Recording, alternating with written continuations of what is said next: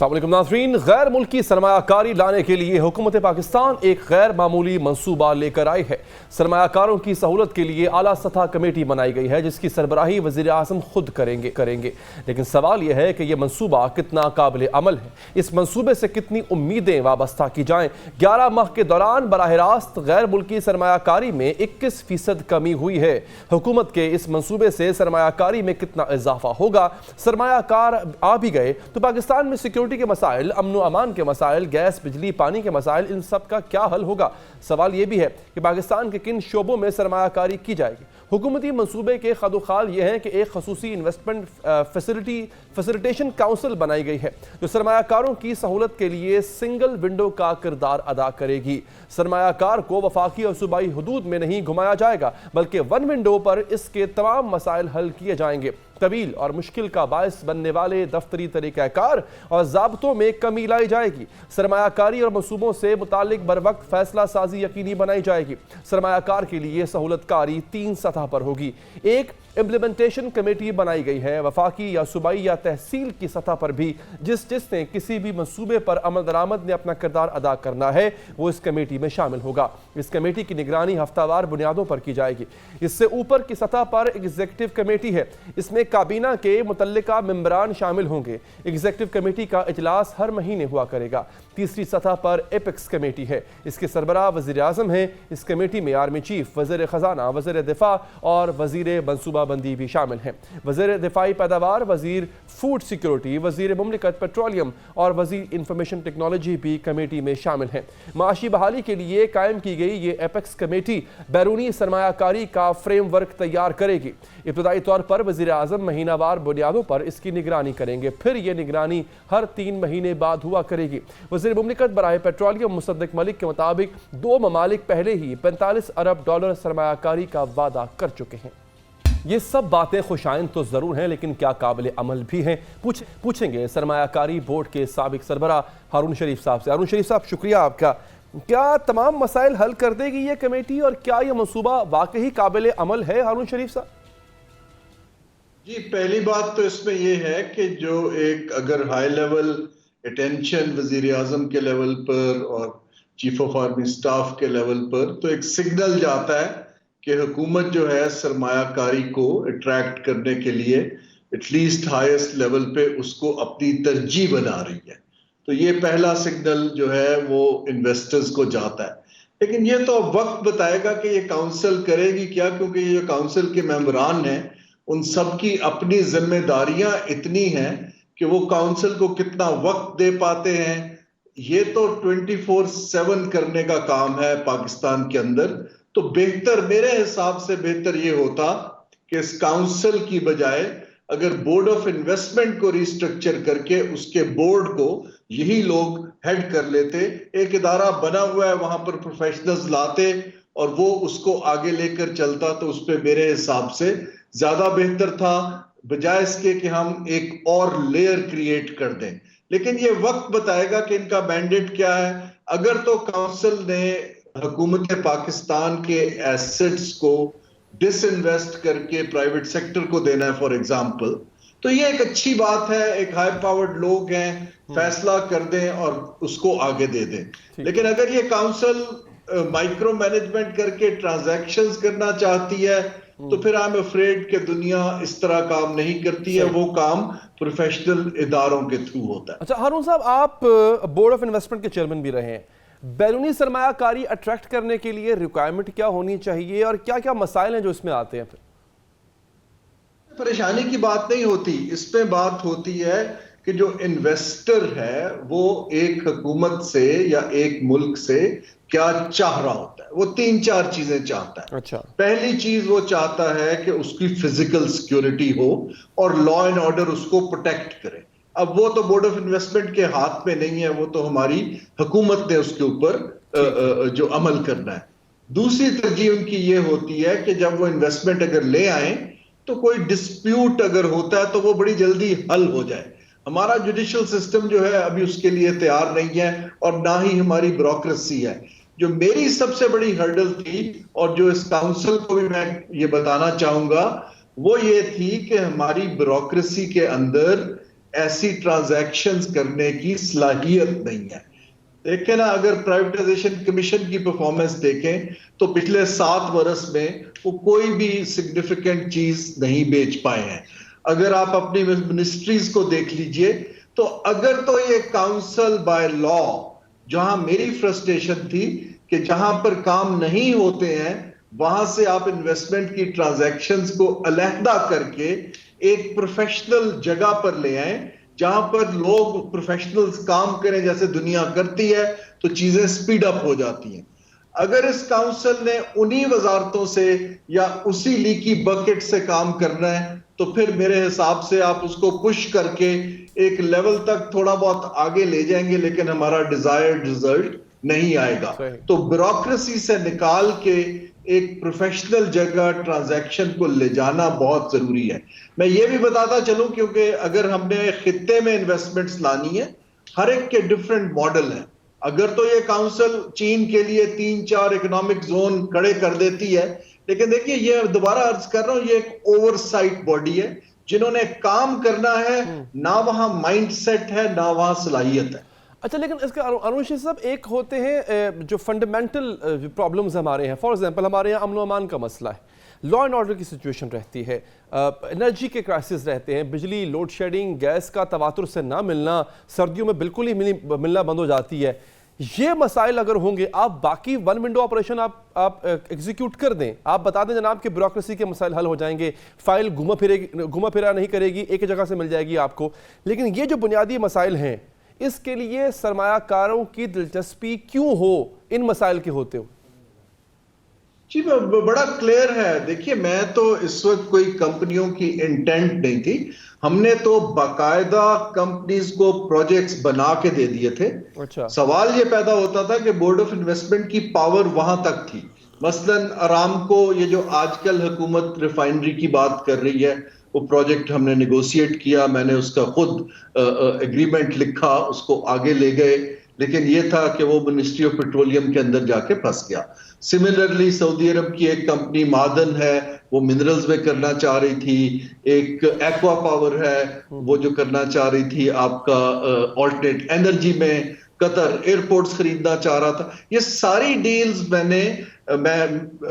Lead کر رہا تھا, ہمارے ادارے نے اس کو فائنلائز کر دیا تھا. لیکن جہاں میں پھنس گیا آ کے کہ میرے پاس جو بورڈ آف انویسٹمنٹ ہے اس کے پاس کوئی لیگل پاور نہیں ہے کہ وہ ٹرانزیکشن کرے. ہم یہ اس کو کر کے مٹیریلائز کر کے منسٹریوں کو بھیج دیتے ہیں. میں وزیر اعظم صاحب اس وقت کے جو تھے ان کو سمجھاتا رہا کہ ان کو یہاں سے نکال دیں, یہ وہاں کام نہیں ہوگا. ہمیں چاہیے یہ کہ کوئی کارپوریٹ سیکٹر کی طرح کی کمپنیاں بنائیں اور ان ٹرانزیکشنز کو وہاں لے جائیں. اور میری ابھی بھی یہی ایک جو ہے ان سے ہے, ورنہ مسڈ اپرچونٹیز آتی جائیں گی. چین کے لیے ہم ٹائملی اکنامک زون نہیں بنا پائے کیونکہ وہ صوبوں کے ایمبٹ کے اندر آ جاتے ہیں. حکومت کو بیک سیٹ لینی پڑے گی اور پرائیویٹ پروفیشنل مینیجرز کو جگہ دینی پڑے گی اداروں میں. اور یہ 3-4 ادارے ہیں جہاں انویسٹر کا سب سے زیادہ کام پھنستا ہے. ان کا کام اسٹیٹ بینک میں پھنستا ہے, ایس سی سی پی میں پھنستا ہے, ایف بی آر میں پھنستا ہے, اور ہماری منسٹری آف کامرس میں پھنستا ہے, فائنانس میں.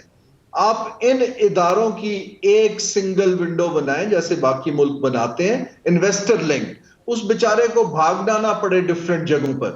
یہ کام دبئی نے دبئی انٹرنیشنل فائنینشل سینٹر بنا کے کیا ہے, قطر نے بھی کیا ہے, اب قزاقستان بھی کر رہا ہے. کوئی راکٹ سائنس نہیں ہے. میرا کہنے کا مطلب یہ ہے کہ اگر ہم وزارتوں میں, کیونکہ وہ پروسیس میں فائلیں پھنس جاتی ہیں, نہ وہاں اہلیت ہے, اگر ہم وہیں پر چیزیں پھینکی جائیں گے اور ایکسپیکٹ کریں گے کہ ڈیفرنٹ رزلٹ آئے, تو جیسے آئنسٹائن نے کہا تھا کہ جی آپ ایک ہی کام دوبارہ کر کے ایکسپیکٹ کریں کہ اس دفعہ بہتر ہو جائے گا, وہ بہتر نہیں ہوگا, وہ ویسا ہی رہے گا.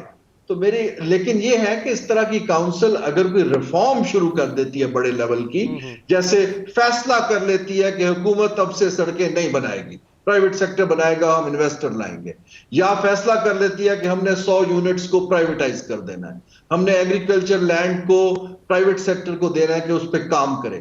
اگر یہ بڑے فیصلے کر لیتے ہیں اچھی بات ہے، لیکن اس کو امپلیمنٹ کون کرے گا؟ اور یہ سوال میں بارہا دے رہا ہوں، ہمیں ایک انڈیپینڈنٹ پروفیشنل اسٹیٹ کریٹ کرنی پڑے گی۔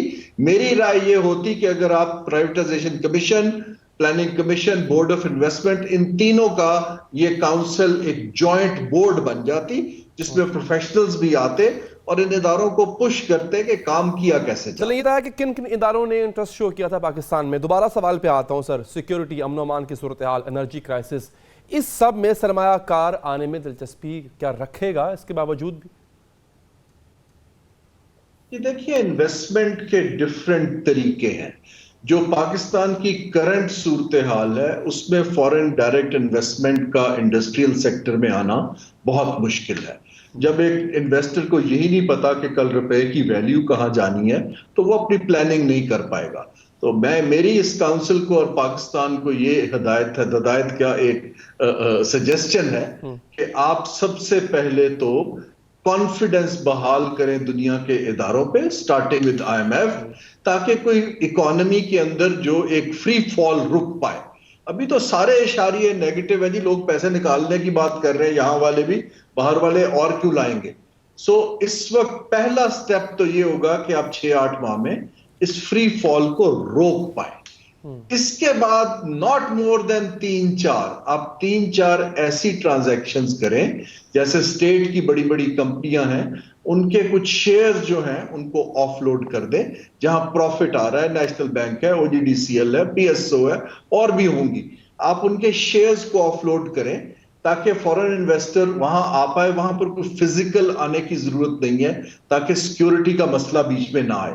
اگر 3-4 ٹرانزیکشنز ہو جاتی ہیں اور لوگوں کو اچھا ریٹرن ملنا شروع ہو جاتا ہے، ان کا internal rate of return dollar کے اوپر 15% سے اوپر آتا ہے، پھر وہ ورڈ آف ماؤتھ سے جائے گا۔ لیکن آپ کے سوال کا جواب یہ ہے کہ اس وقت فورن انویسٹر سے زیادہ میری وری لوکل انویسٹر کو ہولڈ کرنا اور اس کو انسینٹیو دینا ہے۔ اگر لوکل کا کانفیڈنس آئے گا تو فورن کا آئے گا۔ اگر لوکل انویسٹر ہاتھ باندھ کے بیٹھا ہوا ہے یا نکلنا چاہ رہا ہے تو فورن انویسٹر کہاں سے آ جائے گا؟ ٹھیک ہے، بہت بہت شکریہ آپ کا ہارون شریف صاحب، آپ نے پروگرام کے لیے وقت نکالا۔ حکومت نے معیشت کا تو بیڑا غرق ہوا ہی ہوا ہے اور اسی حکومت کے ہاتھوں ہوا ہے، لیکن اس حکومت نے معیشت کے ساتھ ساتھ اپنی سیاست کا بھی بھٹا بٹھا دیا ہے۔ اس پر بات کریں گے اس وقفے کے بعد۔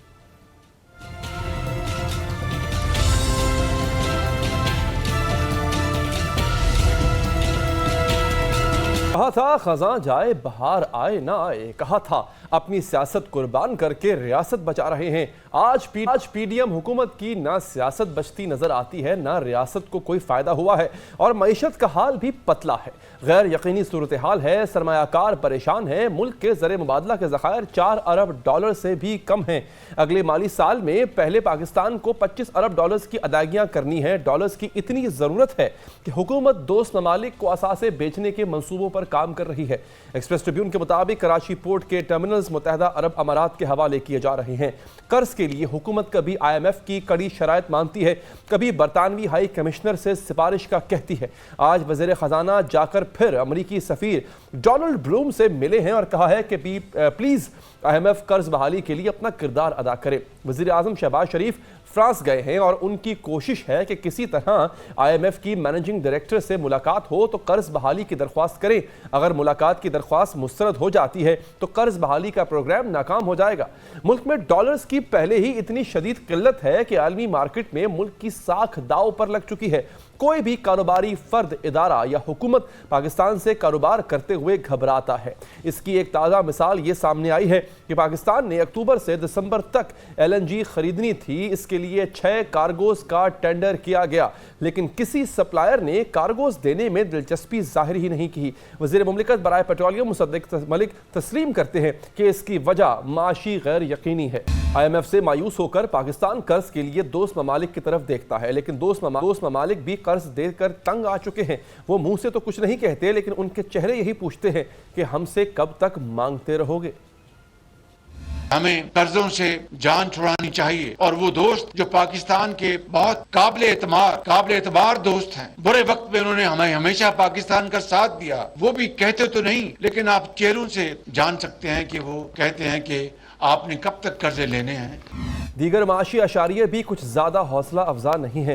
مہنگائی کی شرح 38% ہے۔ مہنگائی کی شرح کے حساب سے اس وقت پاکستان دنیا کا چھٹا مہنگا ترین ملک ہے۔ سال 2022 میں پاکستانیوں کے امریکی ویزے کی درخواست سے مسترد ہونے کی شرح 31% تھی۔ بھارتی شہریوں کی ویزا درخواست سے مسترد ہونے کی شرح صرف 7% تھی۔ یعنی جس پی ڈی ایم نے کہا تھا وہ اپنی سیاست قربان کر کے ریاست بچا رہی ہے، اس وقت سیاست تو ان کی بھی قربان ہو چکی ہے، لیکن ریاست اور معیشت کے حالات بھی زیادہ اچھے نہیں ہیں۔ بات کریں گے اسی پی ڈی ایم کے ترجمان جناب حافظ حمداللہ صاحب سے۔ حافظ صاحب، نہ سیاست بچ رہی ہے نہ معیشت بچ رہی ہے۔ آپ ہی نے کہا تھا بہار آئے نہ آئے خزاں تو جائے۔ سر، اب بہار بھی نہیں آئی، جو خزاں جانی تھی وہ بھلے چلی گئی، لیکن جو خزاں آپ لے کر آئے ہیں یہ کب تک جائے گی سر؟ بسم اللہ الرحمن الرحیم۔ بہت شکریہ علی حیدر بھائی۔ دیکھیں، مولانا صاحب نے جو کچھ کہا یا پی ڈی ایم نے یا حکمران اتحاد میں شامل جماعتوں نے جب وہ اپوزیشن میں تھے کہ عمران کے کپتان کی اور پی ٹی آئی کی حکومت ملک میں تو آبادی نہ لا سکے، وہ تباہی اور بربادی ملک میں انہوں نے لائی اور پاکستان کو معاشی طور پر، سیاسی طور پر تباہ و برباد کیا اور خارجہ محاذ پر پاکستان کو تنہا کر دیا گیا۔ پی ڈی ایم کی حکومت آئی، انہوں نے کیا کھویا کیا پایا؟ دیکھیں، پی ڈی ایم کی حکومت نے اپنی سیاست کھویا، ریاست اور پاکستان کو کمایا اور پاکستان کو پایا، کیونکہ اگر آج تک عمران خان کی اور پی ٹی آئی کی حکومت ہوتی تو پتہ نہیں پاکستان سری لنکا بن جاتا، پاکستان ڈیفالٹ ہو جاتا، پاکستان معاشی طور پر تباہ اور برباد ہو جاتا اور نتیجہ ڈیفالٹ ہونے میں یا پاکستان سری لنکا بننے میں نکل آتا۔ لیکن پی ڈی ایم کی حکومت اور حکمران اتحاد کی حکومت کے نتیجے میں پاکستان سری لنکا بھی نہ بن سکا، بچایا سری لنکا بننے سے، اور پاکستان کو ڈیفالٹ ہونے سے بھی بچا لیا۔ دوسری بات یہ ہے کہ آئی ایم ایف سے آج تک ہم معاہدہ نہ کر سکے۔ دیکھیں علی اظہر بھائی، جو کچھ آئی ایم ایف کر رہا ہے، جو شرائط آئی ایم ایف ہم سے پورا کرنا چاہتے ہیں، یہ وہ آئی ایم ایف ہے جس کے ساتھ عمران خان نے ان شرائط کی بنیاد پر معاہدہ کیا جس کے نتیجے میں آج پاکستان میں معاشی طور پر آپ کو چاروں طرف تباہی نظر آ رہی ہے۔ دیکھیں، پرابلم یہ ہے کہ آپ یہ بات عوام میں کیسے لے کر جائیں گے؟ الیکشن ہوتا ہے کل کو، کیا بتائیں گے آپ؟ عوام تو نہیں سنے گی نا سر۔ آپ یہ بتا دیں جناب، آپ اس مفروضے پہ عوام سے ووٹ مانگیں گے کہ اگر عمران خان رک جاتا کچھ دیر حکومت میں تو حالات اس سے بھی خراب ہوتے؟ عوام تو یہ دیکھے گی نا سر کہ 6% پہ وہ چھوڑ کر گیا تھا معیشت کو، آپ منفی میں لے کر آ گئے۔ عوام تو یہ دیکھے گی نا کہ پیٹرول 160-70 کا ملتا تھا، آپ 200-300 کے قریب لے گئے، ڈالر 150-60 کا تھا، آپ 300 کے قریب لے گئے، آٹا مہنگا کر دیا، بجلی مہنگی کر دی۔ عوام تو سر یہ دیکھے گی نا، عوام یہ منطق تو نہیں سنے گی کہ جناب اگر وہ ہوتا تو یہ ہوتا۔ نہیں، ابھی آپ ہیں اور آپ کے ہونے سے یہ سب کچھ ہوا۔ دیکھیں علی اظہر بھائی، یہ بات آپ کسی ہے کہ عام آدمی شاید میری بات سے اتفاق نہ کرے، لیکن عام آدمی سے اگر یہ سوال کیا جائے کہ جس گھر میں آپ رہتے ہیں اور 50 سال میں آپ نے یہ گھر کمایا یا 70 سال میں کمایا، اگر یہ گھر بلڈوز ہو جائے تو کیا یہ آپ پسند کریں گے؟ وہ کہتے ہیں کہ نہیں، پسند نہیں کرو۔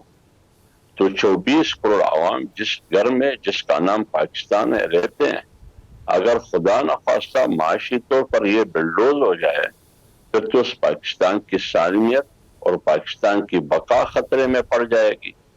تو پھر جب پاکستان نہ ہو، پاکستان کی سالمیت غیر محفوظ ہو اور پاکستان کی بقا خطرے میں ہو، پھر سب سے پہلی ذمہ داری گھر والوں کی یہ بنتی ہے کہ وہ گھر کو کس طرح محفوظ رکھے، کس طرح بچایا جا سکتا ہے۔